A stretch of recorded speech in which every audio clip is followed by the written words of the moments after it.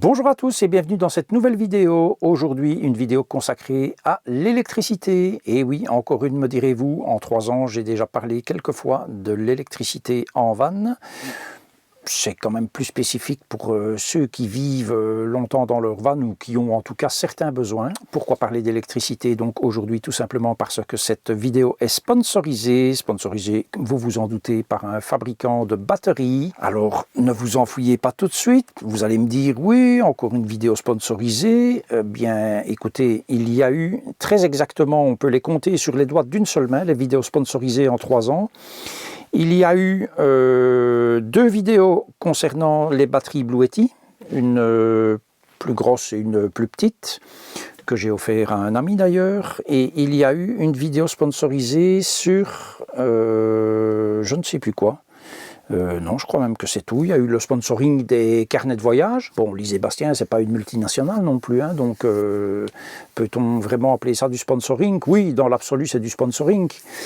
Mais voilà, et je crois que c'est à peu près tout. Hein. Ouais, je n'ai pas présenté. Rafraîchissez-moi la mémoire éventuellement, mais je pense que je n'ai pas présenté de produits à la demande de fabricants, en tout cas.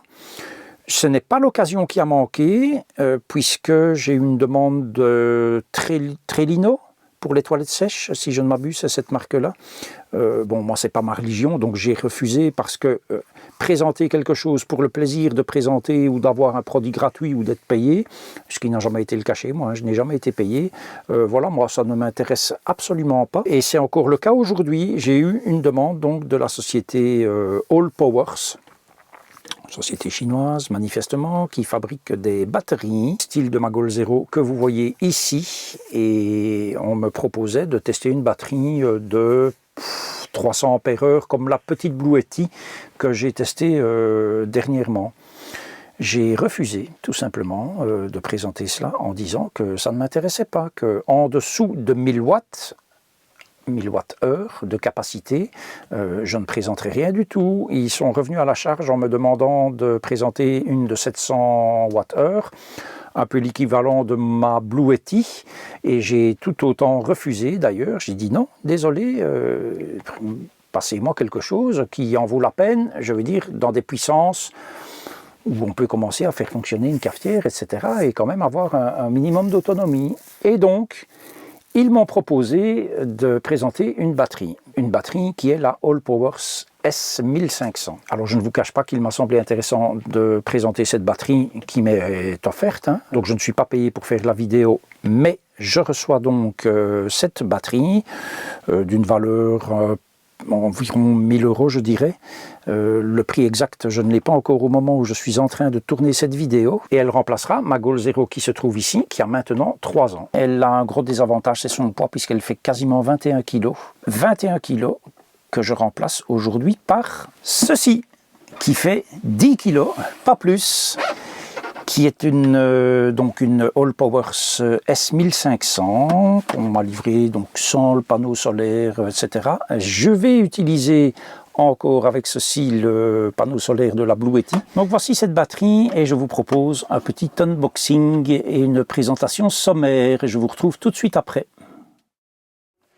Alors le packaging en soi n'est pas vraiment important, mais c'est toujours plus agréable d'ouvrir une boîte et de découvrir que tout est bien rangé dedans. Ici c'est plus ou moins le cas. On a une pochette avec un câble d'alimentation, un bloc d'alimentation. Bon, déjà ceci va permettre de conserver les accessoires fournis bien rangés. Nous avons un mode d'emploi. Ceci va rester dans la boîte. Et puis on soulève et nous avons la batterie.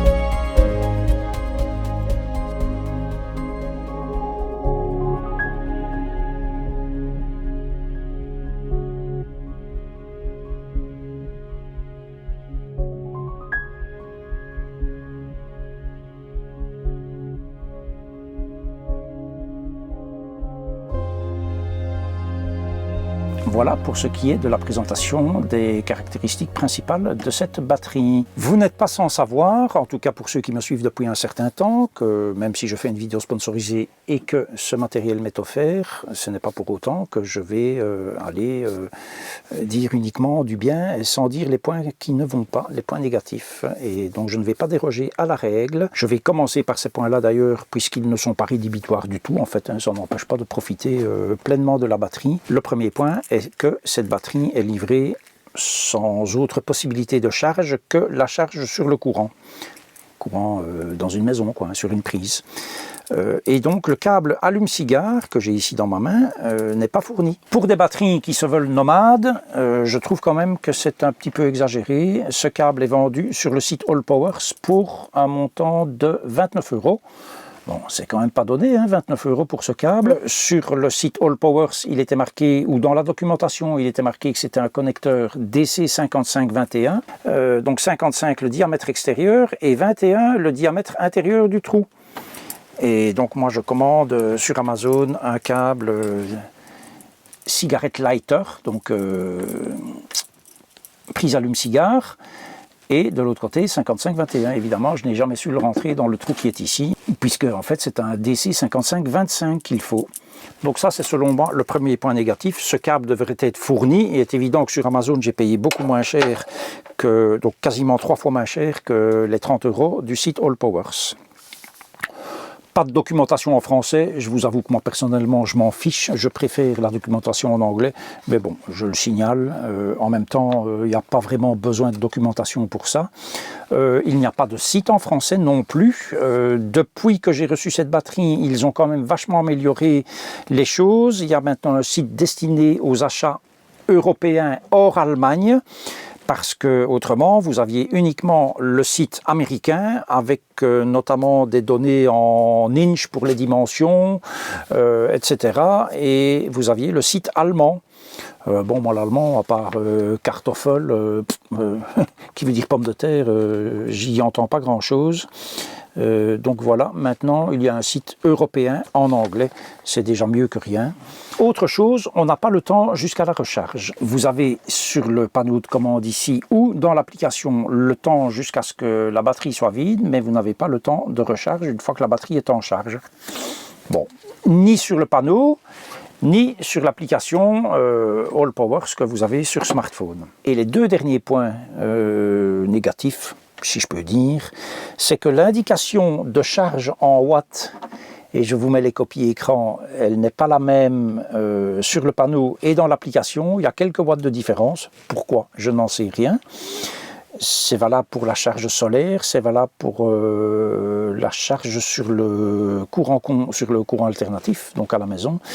Et pourquoi? Je n'en sais strictement rien. Ça, c'est pour les points négatifs. Les points positifs, c'est que c'est quand même vachement plus petit que ma Goal Zero. Ici, en largeur, je gagne quand même 7 cm.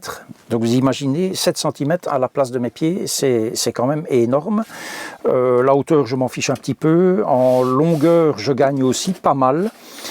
Donc c'est vraiment bien. Il y a 4 prises de courant. Je vous avoue bien que je n'en utilise qu'une, hein, en général. 2. À la rigueur. Il y a de l'éclairage, comme vous l'avez vu dans la présentation du produit. Pour moi, ça ne sert vraiment pas à grand chose, mais sait-on jamais. Et je l'ai donc testé, cette batterie, depuis 3 semaines maintenant que je l'ai. Et franchement, elle va remplacer, je pense, sans aucun problème ma Goal Zero. Je vous affiche maintenant un tableau avec les caractéristiques de cette Allpowers S1500, mais également sa concurrente directe qui est l'EcoFlow Delta 2, qui a une capacité de 1024 Wh.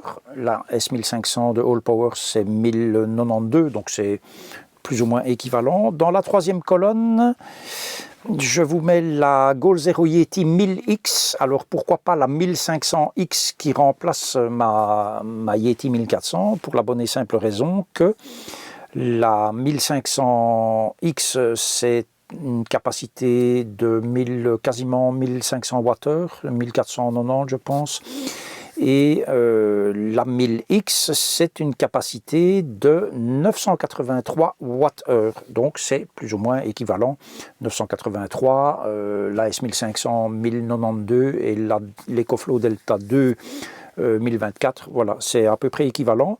Et puis dans la dernière colonne, je vous montre quand même les valeurs de ma Yeti 1400 qui a maintenant 3 ans. Alors en 3 ans, je peux vous dire qu'il y a quand même eu des évolutions, chez GoalZero peut-être un petit peu moins qu'ailleurs, mais il y a quand même de gros changements. Pour la capacité, donc, on est à peu près pareil. Pour la puissance, toutes sont à 1500 watts, sauf l'EcoFlow Delta 2 qui est à 1800 watts. Est-ce bien utile? Je n'en sais rien. Moi, en tout cas, je peux vous dire que le requis pour une batterie de ce type, chez moi, comme batterie principale en tout cas, c'est de pouvoir faire fonctionner ma Senseo qui me consomme 1300 watts pendant 40 secondes. Je n'en demande pas plus, puisque tout le restant sont quand même des trucs qui consomment beaucoup moins que ça. La puissance crête, on est à 3000 watts pour tout le monde, sauf chez EcoFlow Delta 2 où on est à 2700 watts. Le nombre de cycles disponibles, on a 1000 cycles pour cette batterie-ci All Powers, on en a 3000 pour l'EcoFlow, 500 pour la GoalZero Yeti 1000X et pareil pour mon ancienne GoalZero 1400. Franchement, ce nombre de cycles, il ne faut pas trop baliser là-dessus parce que, comme je vous l'ai déjà dit, ma batterie lithium fer phosphate qui se trouve ici en dessous, qui est ma batterie cellule, qui est une 105 ampères-heure, je peux vous dire que depuis quasiment 3 ans que je l'ai, j'en suis à très exactement, pour ne pas vous raconter de bêtises, j'en suis très exactement à 106 cycles, je ne vous raconte pas de bêtises. Voilà, c'est marqué en dessous. 106 cycles en 3 ans. Donc vous voyez, 1000 cycles, c'est quasiment 10 fois plus. 3 ans fois 10 est égal à 30 ans. Bon, dans 30 ans, je pense que je serai déjà mangé par les vers. Mais bref, il n'y a aucune raison. Et puis vous ne garderez jamais une batterie pareille 30 ans. Il ne faut pas se faire d'illusions. Au niveau des dimensions, je vous mets d'un coup la longueur, la largeur, la hauteur. On est donc à 32 par 19 par 22. L'EcoFlow, au niveau de la largeur, qui est quand même pour moi l'aspect le plus important, puisque la batterie est à mes pieds, on est à donc 19 pour celle-ci, 21 pour l'EcoFlow, c'est encore bien, mais chez GoalZero, on est toujours à 26, donc c'est quand même beaucoup. La hauteur, on s'en fiche un petit peu. Le poids, 10 kg, c'est la plus légère, 12 kg pour l'EcoFlow, 14 kg pour la GoalZero 1000X. Vous voyez 21 kg pour mon ancienne GoalZero, c'est énorme. Les temps de recharge maintenant, alors là, attention parce que ça dépote. Chez EcoFlow, ils sont extrêmement forts pour les temps de recharge. Chez All Powers, on en est à 3h30 environ, avec le bloc d'alimentation qui est fourni. Alors, sur ma GoalZero et sur la nouvelle GoalZero, c'est exactement la même chose. Cette batterie est sans doute aussi plus grande parce qu'elle inclut son bloc d'alimentation. Et donc, c'est vrai que je ne l'ai pas compté dans le poids. Je ne sais pas combien ça pèse, mais c'est quand même certainement 2-3 kg. Au niveau de la au niveau de l'EcoFlow Delta 2, je ne sais pas. La puissance maximale qui est autorisée pour la recharge solaire, elle est grosso modo la même pour tout le monde. 400 watts pour celle-ci. 500 watts pour la Delta 2 et 600 pour la GoalZero. Franchement, 600 watts de recharge solaire, quand on a déjà difficilement 200 watts, voilà, pour moi, ce n'est pas un argument. Alors, la puissance de recharge en voiture, évidemment, là, la GoalZero est très forte puisqu'elle a le Yeti CarLink, qui coûte certes très cher, mais quand on est nomade et qu'on a mangé un tiers de sa batterie, je parle pour ma Yeti 1400, ben je sais qu'en roulant 1 heure, un petit peu plus 1h15, ce tiers il est regagné. Avec le câble allume-cigare de la All Powers, c'est plus vraiment la même chose. C'est le même système pour l'EcoFlow d'ailleurs et pour la nouvelle GoalZero aussi. Donc on peut recharger avec ça. Alors la recharge par l'allume-cigare, ce câble chauffe beaucoup. Puisque moi je l'ai utilisé, je l'ai testé, hein, bien sûr. Donc ça a très bien fonctionné. Et puis à un moment donné du trajet, Vous voyez comment est configurée la prise allume-cigare du Ducato. À un moment donné, j'ai chipoté à la prise et puis je vois que la petite loupiote rouge s'éteint. Bon, j'avais constaté que c'était très très chaud. Et je me doutais que ça allait être chaud, hein, parce que quand j'ai vu que ça chargeait à plus de 100 watts, je me dis, oh là, c'est quand même déjà pas mal comme puissance. En même temps que cette batterie chargeait à 108 watts, la batterie de la cellule chargeait à 18 ampères. Hein. Je vous mets les copies écran. Les deux copies écran ont été faites en même temps. Je me suis arrêté sur la route pour les faire. Et donc ça dépotait quand même, hein, avec, je présume, un alternateur tout à fait standard. Bref, ça m'a fait péter le fusible de l'allume-cigare. Voilà, alors vous n'êtes pas sans savoir que sur le Ducato, je ne sais pas si le type qui a pondu ça est en prison ou pas, mais pour moi c'est vraiment sa place, s'il n'en a pas d'autre, certainement pas dans un bureau de design automobile. Mais pour remplacer le fusible d'allume-cigare de ce Ducato, il faut enlever le phare. Et oui, comme vous le voyez, pour accéder à la boîte à fusible qui se trouve en dessous du phare côté conducteur. Bon, j'ai remplacé ce fusible, c'était un 20 ampères hein, déjà que j'avais mis, je l'avais fait péter une fois, et je l'avais fait claquer une fois avec le compresseur Fiat qui avait rendu l'âme. C'était du temps où j'utilisais les coussins d'air pour me surélever. Voilà, j'ai un compresseur Fiat qui avait rendu l'âme, et bon, ben, comme j'ai changé de véhicule par après, c'était pas trop grave puisque j'ai eu un nouveau compresseur. Et j'avais déjà fait claquer et je n'avais pas trouvé de fusible de 15 ampères, donc j'avais mis un 20. Et donc j'ai remis un 20 maintenant. Voilà. Application smartphone, oui pour la batterie All Powers, oui pour la Delta 2 de chez EcoFlow, pour la Yeti, franchement j'en sais rien du tout, je n'ai rien vu en ce sens sur le site Goal Zero et mon ancienne 1400 ne disposait pas de cela. Je vous avoue que quand vous rechargez en voiture, c'est quand même très intéressant de pouvoir de temps en temps surveiller en roulant, oui en roulant bien sûr, puisqu'en roulant vous regardez votre compteur et vous regardez parfois votre radio ou votre GPS. Donc rien n'empêche de regarder rapidement une application qui a déjà été ouverte auparavant. Il suffit de déverrouiller le téléphone et puis on voit tout de suite la valeur. Donc moi j'aime bien pouvoir surveiller cela. Et donc ça c'est un point positif aussi. Autre point positif de cette batterie, c'est qu'on a une petite sacoche avec le bloc d'alimentation, le câble électrique et je parviens quand même à ranger là-dedans le câble allume-cigare. Voilà, donc je l'ai dit, au niveau de la recharge sur le courant, c'est 200, ouais, c'est plus de 200 watts, donc c'est 3h30. Donc c'est tout à fait acceptable. Le prix maintenant, eh bien, au moment où je tourne cette vidéo, je n'ai pas encore le prix. Normalement, il doit y avoir une promo pour vous. Je peux par contre déjà vous donner le prix de l'EcoFlow Delta 2, c'est 1199 € selon le site. Alors la Goal Zero, sur le site Goal Zero France, tenez-vous bien, elle est à 1800 €, je pense, ou 1899. Enfin bref, c'est très cher. Pour finalement quand même quelque chose qui est beaucoup moins bien, me semble-t-il.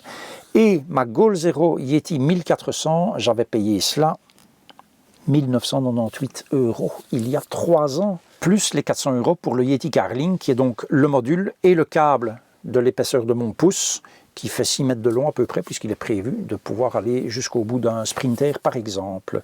Voilà, donc ce câble est toujours installé. Pour le moment, je vais le laisser. Pour ce qui est de la recharge via le câble allume-cigare de cette All Powers S1500, je pense que je vais tirer, j'ai déjà trouvé sur Amazon, bien sûr, parce que vous ne trouvez pas ça dans les commerces ici aux alentours chez moi, j'ai trouvé sur Amazon une prise allume-cigare que je brancherai à mon avis directement sur la batterie, avec un fusible bien évidemment, pour éviter de faire souffrir inutilement cette pauvre prise allume-cigare, que j'utilise moi normalement pour ma dashcam. Et donc ma dashcam pour moi c'est un truc dont je ne veux pas me passer. Voilà, vous avez toutes les informations, le positif comme le négatif d'ailleurs. Cette batterie est vraiment très bien. Comme je vous l'ai dit, je l'utilise maintenant depuis 3 semaines. Pas mal du tout. Une fonction qui est pas mal, c'est que quand vous poussez sur le bouton AC pour mettre en route le convertisseur et avoir du 220 volts, eh bien il ne se passe absolument rien. Pour la bonne et simple raison qu'il faut pousser 3 secondes dessus. Boum. Vous entendez le ventilateur qui se met en route. D'accord? Il va s'arrêter très rapidement.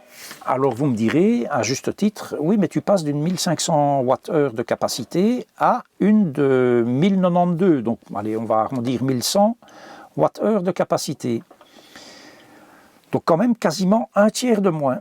Oui, c'est ce que je me suis dit aussi. Et puis finalement, j'ai quand même réfléchi à l'utilisation que j'avais faite de ma Goal Zero. Et je ne suis jamais descendu quasiment en dessous de 60% de sa capacité. Donc j'ai utilisé au maximum chaque fois 40% avant de la remettre chargée ou avant d'avoir l'occasion de la remettre en charge. Donc franchement, pas de problème pour moi d'avoir un tiers de capacité en moins, parce que j'ai quand même bien d'autres avantages. Je mets en commentaire maintenant, en fin de vidéo, le prix que j'aurais eu de chez Allpowers. Je mets éventuellement le lien d'achat également en description de la vidéo. Cette vidéo est maintenant terminée. Je vous dis à la prochaine et d'ici là, prenez grand soin de vous.